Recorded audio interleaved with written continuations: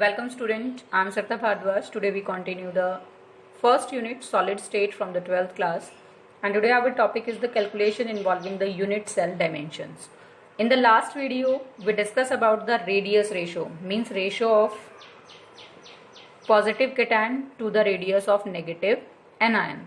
And in the last video we discussed about the relationship between the radius of octahedral void, जिसको हमने denote किया था small r से, and the radius of the sphere in the closely packed structure, जिसको denote किया था हमने capital R से.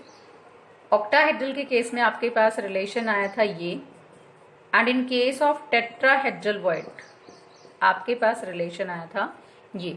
आज हम इन दोनों फॉर्मूलाज के based, means octahedral, tetrahedral and radius ratio का जो फॉर्मूला है उसके बेस्ड न्यूमेरिकल्स भी करेंगे. लेकिन उससे पहले मैंने यहाँ पर टॉपिक मेंशन किया हुआ है calculation involving the unit cell dimension. From the dimensions of the unit cell, it is possible to calculate the volume of the unit cell. अगर हमें dimensions का पता है तो हम क्या निकाल सकते हैं, वॉल्यूम निकाल सकते हैं. किसका? यूनिट सेल का. वॉल्यूम को मैंने डिनोट किससे किया? V से. Firstly, we consider the cubic structure like this.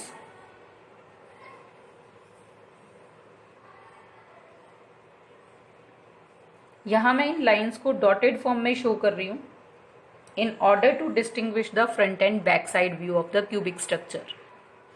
और अगर हमें किसकी नॉलेज है, density of the unit cell की, तो we are able to calculate the mass of the atoms that present in the unit cell, because density is equal to mass upon volume.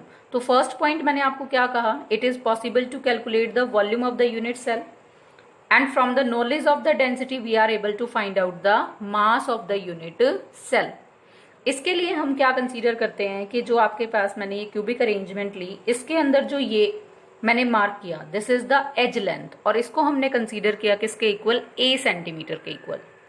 तो हम यहां से क्या कह सकते हैं कि if know the edge of the cubic crystal of an element और the compound, we can easily calculate its density. और उसको हम किस तरीके से डिस्क्राइब कर सकते हैं, हम फर्स्टली क्या कंसीडर करेंगे, consider a unit cell of edge length a centimetre. अगर अब मैं आपसे यहां पर पूछूं वॉल्यूम ऑफ यूनिट सेल, तो वो क्या आ जाएगा, that is equal to a cube, means a cube centimetre cube. यहां से अगर हम डेंसिटी को निकालते हैं तो डेंसिटी किसके इक्वल होगी, mass of unit cell divided by the volume of unit cell. अब हमें volume of the unit cell तो पता है, that is equal to the a cube. अब हमें क्या फाइंड आउट करना है, mass of the unit cell. किसी भी यूनिट सेल का मास किसके इक्वल होगा, कि उसके अंदर कितने नंबर ऑफ एटम्स हैं, मल्टीप्लाई कर दे हम किससे, मास ऑफ ईच एटम. तो हमें क्या फाइंड आउट हो जाएगा, the mass of the complete unit cell. अब जो नंबर ऑफ एटम है उसको डिनोट कर लेते हैं z से, और जो मास ऑफ ईच एटम है उसको डिनोट किया हमने किससे, स्मॉल m से. अब mass of an atom present in unit cell means जो m है वो किसके इक्वल होगा, that is equal to the atomic mass divided by Avogadro's number. अब हमारे पास जो एटॉमिक मास है उसको डिनोट कर लेते हैं हम किससे, कैपिटल M से, और एवोगैड्रो नंबर को किससे डिनोट करते हैं, n नोट से. अब यहाँ m की वैल्यू पुट करें तो हमारे पास किसके इक्वल आ जाएगा, equal to this, and this value of the mass of unit cell put here. तो we are able to find out density. Density को हम denote कर लेते हैं small d से. तो d is equal to z into m. Volume क्या, a का cube into Avogadro number. This is the most important formula that helps to calculate the density of the crystal unit cell. अब हमारे पास जो ये density निकल कर आती है, अगर मैं इसकी यूनिट लगाऊं तो मेरे पास क्या आ जाएगा, ग्राम पर सेंटीमीटर क्यूब. मे भी हो सकता है कि आपको मास किस में दिया गया हो, किलोग्राम पर मोल के अंदर, और जो हमारे पास एज लेंथ है वो सेंटीमीटर में ना होकर किस में हो, मीटर के अंदर. तो हमारे पास यहाँ पर यूनिट क्या आ जाएगी, किलोग्राम मीटर क्यूब इनवर्स, या kilogram per metre cube. But student अगर हमें एज लेंथ a किस में दिया हो, in pm means in a picometre, तब हमें सॉल्यूशन करते वक्त क्या ध्यान रखना है, means edge is equal to a picometre. अब इसको हम पहले किस में कन्वर्ट करेंगे, मीटर में. तो पिकोमीटर कितने के इक्वल होता है? 10⁻⁻12 मीटर के। अगर सेंटीमीटर में कन्वर्ट करेंगे तो हमारे पास क्या आ जाएगा? 10⁻⁻10 centimetre.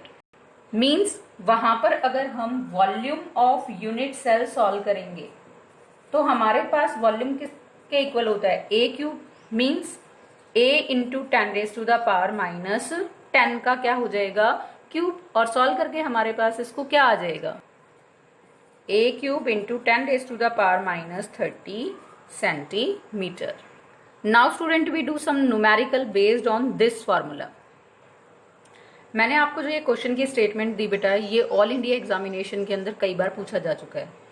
N element having BCC means body centred cubic structure है, has the atomic mass 50 U. Calculate its density of the unit cell if A means edge length is 290 picometer. First of all हमें picometre को किस में convert करना है? Centimetre में। तो A is equal to 290 picometre या फिर 290 इंटू 10⁻⁻12 मीटर, और सेंटीमीटर में लेकर चलेंगे तो इक्वल टू दिस। अब हमारे पास फॉर्मूला क्या है? Z into M upon A cube into Avogadro number. अब यहाँ पर Z क्या है? That is the number of atom. आपके पास अरेंजमेंट क्या है? BCC। तो in case of BCC number of atom is equal to the 2, क्योंकि 8 कॉर्नर्स पर कॉन्ट्रीब्यूशन 1/8 इंटू 8 करके कितना आएगा? 1। और एक कंप्लीट कहाँ पर होता है? बॉडी के सेंटर में। तो दोनों मिलकर हमारे पास कितना देगा? Z की वैल्यू 2। मास हमें गिवन है, दैट इज 50 U, या हम क्या लिख सकते हैं? ग्राम मोल इनवर्स या ग्राम पर मोल।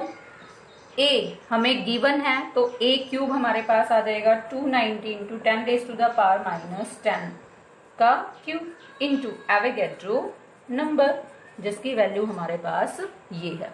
इस कंप्लीट को सॉल्व करेंगे तो हमारे पास क्या आ जाएगी? That is the density, and this is nearly equal to 6.81 gram per centimetre cube.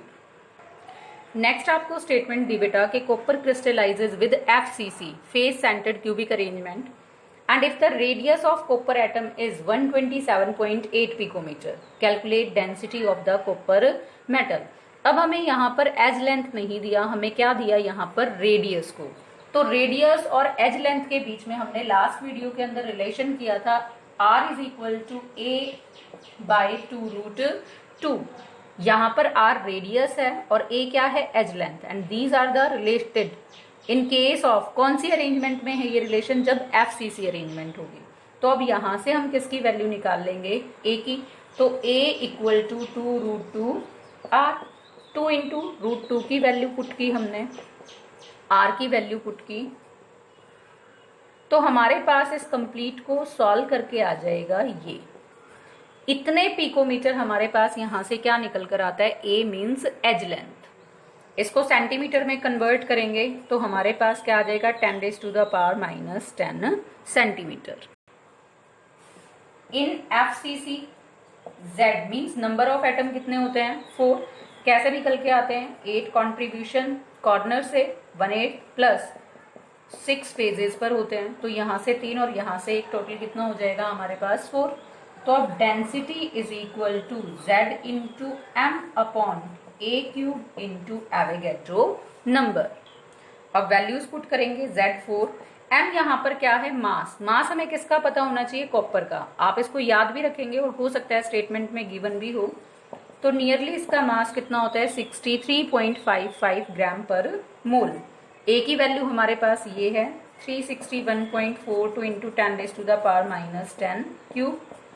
Avogadro value put करेंगे और ये सारी वैल्यू पुट कर जब हम इसको सॉल्व करेंगे तो हमारे पास नियरली वैल्यू आ जाएगी ये 8.94 ग्राम पर सेंटीमीटर क्यूब।